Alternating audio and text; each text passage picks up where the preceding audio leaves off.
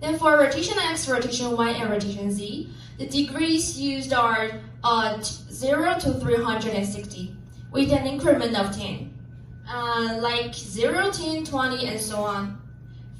As for rotation y, then do the rotation z immediately.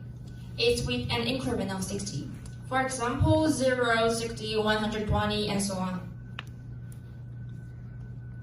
Okay, for the local quantum computer, the experiment and simulation results were collected per state 0, 0, 0, 1, 1, 0, and 1, 1.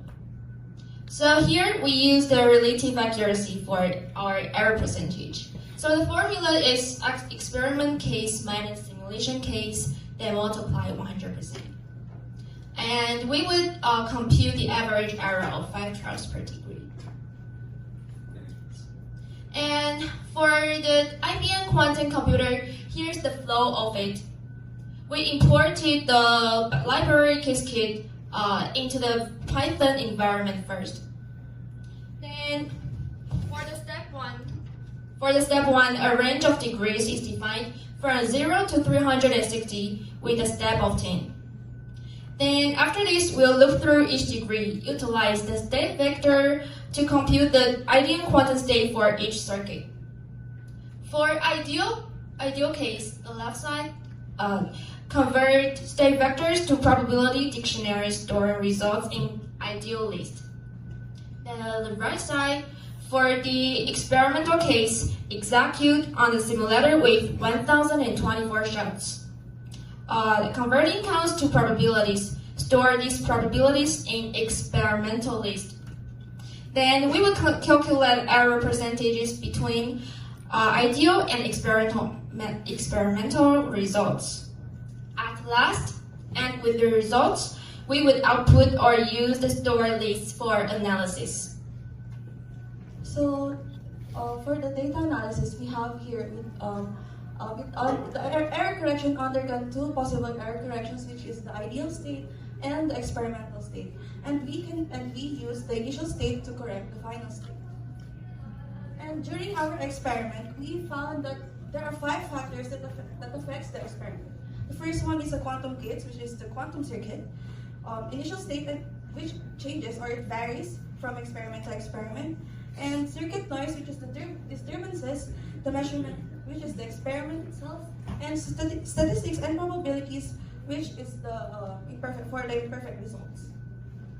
For the first graph, we have here that rotation x, which is represented by the blue line, rotation y, which is represented by the orange line, and rotation z, which is represented by the purple line. And as we can see here in the graph, the rotation x has the highest fluctuations among the 3, and followed by rotation y, and followed by rotation z. And as we can see in degree 90 and degree 270, we have pretty similar results. For the second graph, we have here the same results for rotation x and rotation y, which is also represented by the blue and orange lines respectively. But here we can see that rotation z has a straight line. But why is that? Because rotation z is at rotation z contains the initial state, which is at z.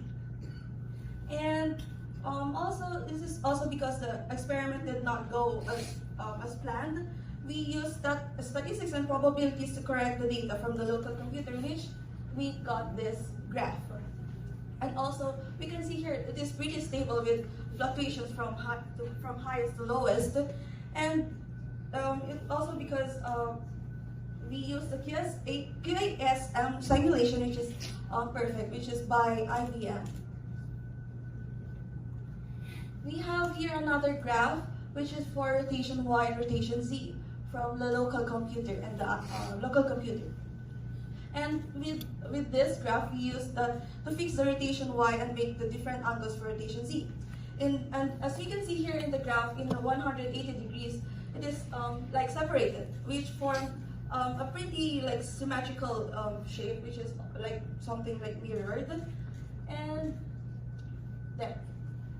During the experiment, we face challenges, which is first we are newbies to quantum computing, where it is pretty new to this